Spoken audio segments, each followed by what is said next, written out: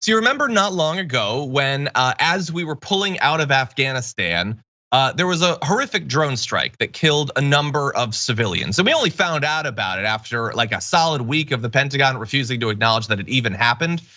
Well, they've been looking into it since then, and they announced just yesterday that none of the military personnel involved in that drone strike that killed 10 civilians, 7 of them children, would be punished in literally any way. The Defense Secretary, Lloyd Austin, who had left the final word on what would be done, if anything, to 2 different subordinates, approved the recommendation not to punish anyone. Pentagon spokesperson Kirby says, what we saw here was a breakdown in process and execution in procedural events, not the result of negligence, not the result of misconduct, not the result of poor leadership. So I do not anticipate there being issues of personal accountability to be had with respect to the August 29th airstrike, where, to remind you, they blew up a car in front of a house and just killed a bunch of civilians, seemingly with no reason to believe they'd ever been involved with anything to the level of shoplifting, let alone terrorist activity. But there's no issues, Nina, of personal accountability or any kind of failure in leadership. No, of course not. This kind of stuff breeds hatred for the United States of America. It just does. Where's the justice? And Councilwoman Fannie M. Lewis from the great city of Cleveland used to say, it doesn't matter if you meant to kill me on accident, on purpose, or by accident, dead is dead.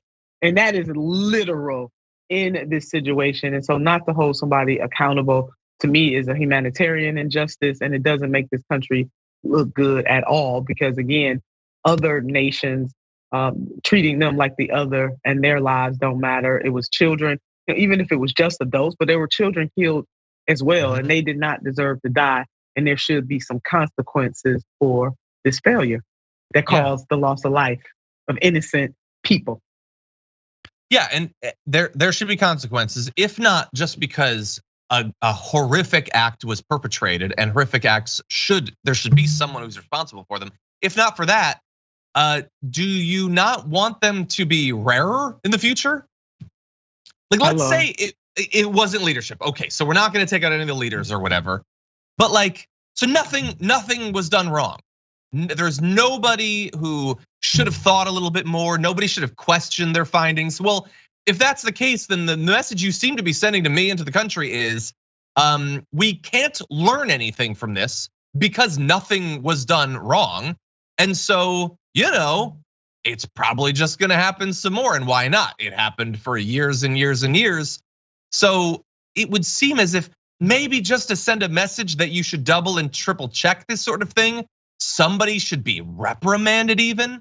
We don't even find out who did it, who okayed it, who pressed the button. We have no idea. Nobody was responsible. It's an amazing system where you can have the power over life and death for dozens, hundreds, thousands of people, but you don't have any responsibility for what you do with it, whether it goes perfectly or whether it goes absolutely horrendously. There's just no responsibility. It's amazing, Nina. Yeah, and on top of that, using the taxpayers' dime, many dimes. Yeah. Yeah, 100%. Anyway, by the way, there's been some great reporting in the New York Times about what's called, Talon Anvil, this group that did thousands and thousands of these attacks. So look into that, it's absolutely devastating.